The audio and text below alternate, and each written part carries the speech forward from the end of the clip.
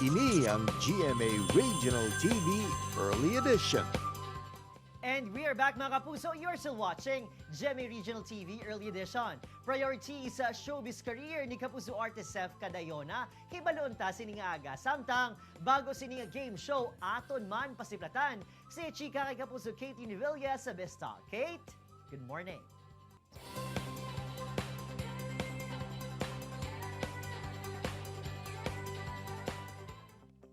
Let's be inspired with our Kapuso guest this morning. Sigurado nga mapuno sa good vibes ang hininga aga. Kaupod si Kapuso Sef Cadayona. Good morning, Sef, and welcome to GMA Regional TV Early Edition. Good morning! Thank you for having me, GMA Regional TV Early Edition. Maraming salamat po. And yun lang po, thank you. Ay, hindi pa pala. It's good to see you, Sef. How are you and your family? Okay naman. Nitong pandemic, syempre, tayo lagi ng family natin kakasama.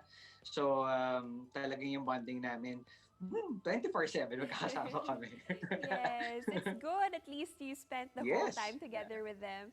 Let's talk about this. Going back to how you started, Sef, who and what inspired you to pursue your showbiz career? Oh, nag-pursue sa akin. Actually, I've always been a fan of watching televisions, especially comedy shows ng GMA. Totoo to, walang halong bola to. And actually, yun ang nag-inspire sa akin to start making people laugh. And as soon as it hit me na parang this is worthwhile my time to make people laugh and happy. And ayun na, sinundan ko na aking mga pangarap. Let's talk about Game of the Gens. What is this all about, Sef?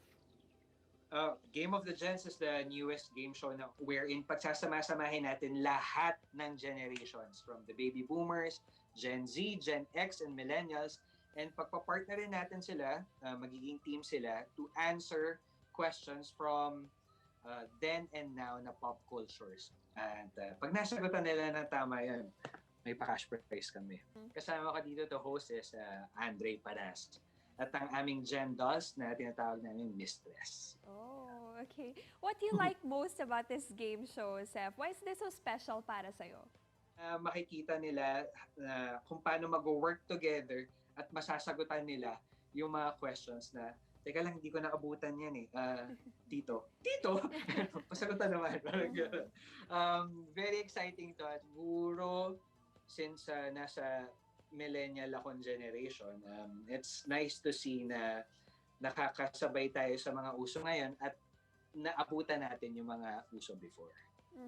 Yes, versatility. And kasama mo dito si Andre. Kamusta naman so far ang tandem ninyo ni Andre? What do you guys have in common? Actually, kenkoy parehas. And we have fun na knowing na i-host namin tong game show na to. And puno nga to ng sayawan, kantahan, and syempre mga nakakagulat na topics na, ito pala yung nauso before. Yan. And kami ni Andre, very, very excited na kami mapanood. At actually, yun na nga, natutuwa kami sa response ng mga tao sa nakapanood ng pilot episode. Yes. And this time, Sef, please invite everyone to join you sa Game of the Gens. Gaano ka-exciting ang mga next episodes ninyo? Ito na po ang pinakabagong game show na hinahandog ng GTV, Game of the Gens, kung saan pagsasama-samahin namin ang iba't ibang generations from the old to the young. At tatanong po namin sa inyo lahat ng trivial questions kung ano ba yung nauso noon at kung ano ba yung uso ngayon. At syempre, sa mananalo, may pa-cash prize po kami sa inyo. Together hosting it with Andre Paras every Saturday po, 8 p.m. sa GTV, Game of the Gens. Thank you. Thank you, Sef. Madamo ginya salamat for your time. Talagang aabangan ng mga kapuso natin yan ang Game of the Gens. And it was a nice conversation with you this morning. Thank you, Sef. Thank you din. Thank you so much.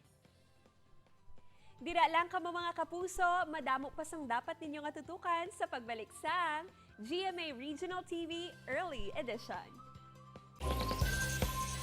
Ini ang GMA Regional TV Early Edition.